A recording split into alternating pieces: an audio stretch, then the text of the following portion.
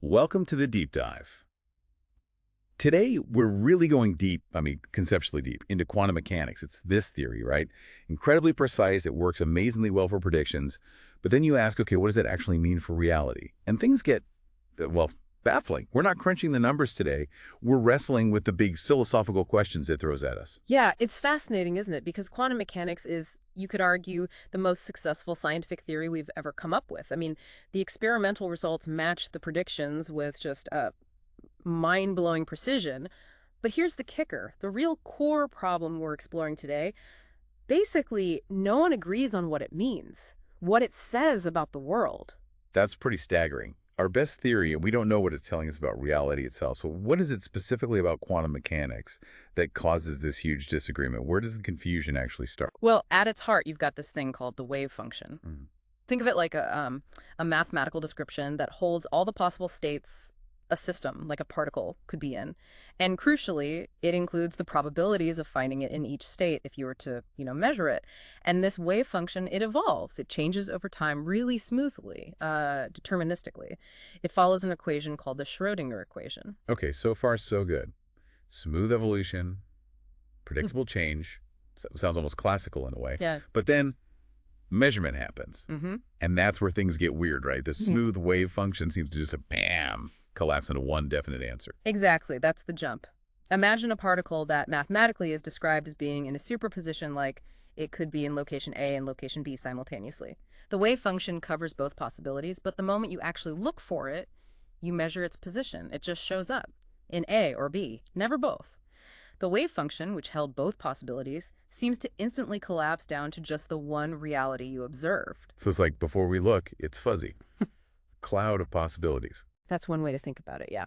It's not really in one definite place according to the standard math until that interaction, that measurement. And that's a massive conceptual hurdle, very different from, say, finding a lost key. You assume it was somewhere definite all along.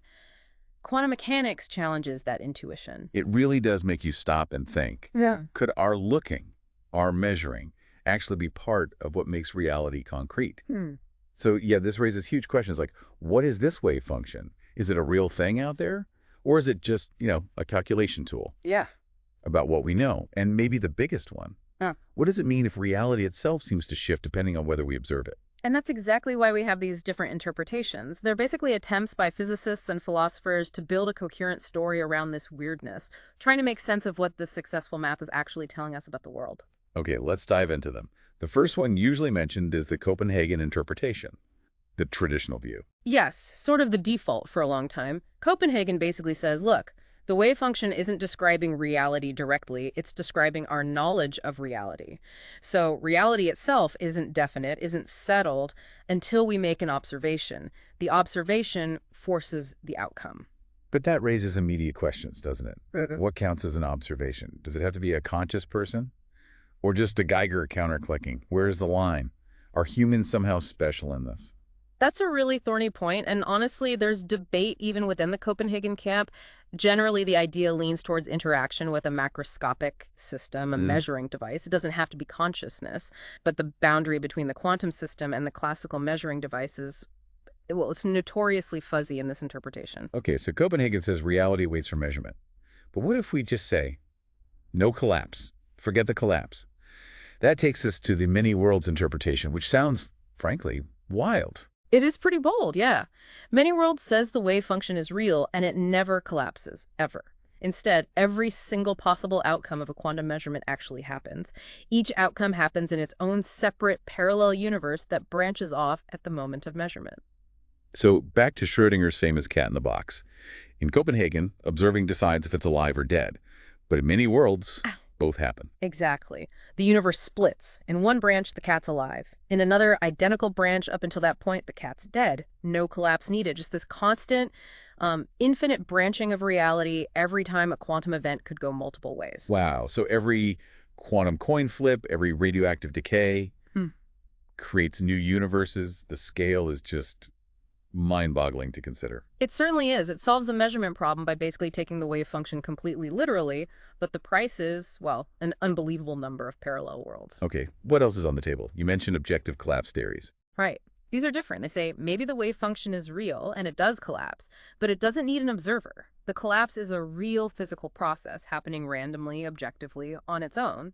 Maybe it happens more often for bigger objects, which is why we don't see superposition in everyday life. So they actually try to modify the Schrödinger equation, add terms to make collapse happen automatically. That sounds appealing. It gets rid of the observer problem. But the downside? The main downside is, well, first, we haven't actually detected any evidence of this spontaneous collapse happening. No experiment confirms these modified equations yet. And second, there's no agreement on how exactly it would work, what Yeah. the mechanism is. It's more of a theoretical approach, a possibility being explored. Got it. So still needs evidence. Yeah. And then there's one more major one, pilot wave theory. Yes, also known as Bohmian mechanics. This one's quite different again. It says particles, like electrons, always have definite positions. They're always somewhere specific. And the wave function, it's also real, but it acts like a guide or a pilot wave that pushes the particle around. Ah, so the particle isn't fuzzy, it's definite, but its path is sort of dictated by this wave. Exactly. So it's deterministic. If you knew the starting position and the wave function, you could predict the future perfectly. And it totally gets rid of the measurement problem and the collapse. The particle was always going to end up where you found it. That sounds much more intuitive, almost classical. What's the catch? There's always a catch, isn't there? The catch is pretty significant: non-locality. Bohmian mechanics requires that the wave function can have instantaneous effects across vast distances.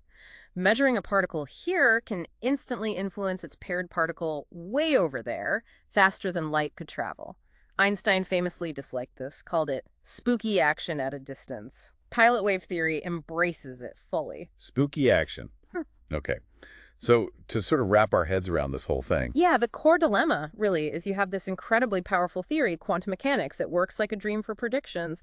But when you ask what's really going on underneath, it gives you these radically different pictures of reality. It leaves us fundamentally uncertain. and it forces you, the listener, to confront these enormous questions, right?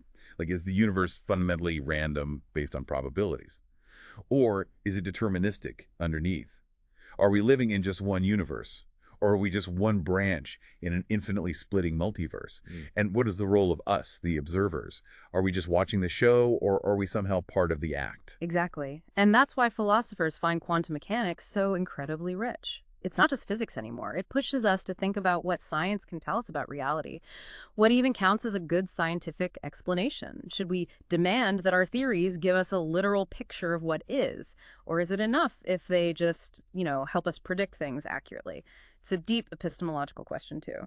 So we've taken quite a journey today, a real deep dive into arguably the most successful and definitely one of the most philosophically challenging theories in all of science, moving past just the equations to what it might all mean for the very nature of existence. And maybe a final thought to leave you with is, where do you lean? Does the evidence, the strangeness, push you towards thinking reality is fundamentally fuzzy, indeterminate until measured?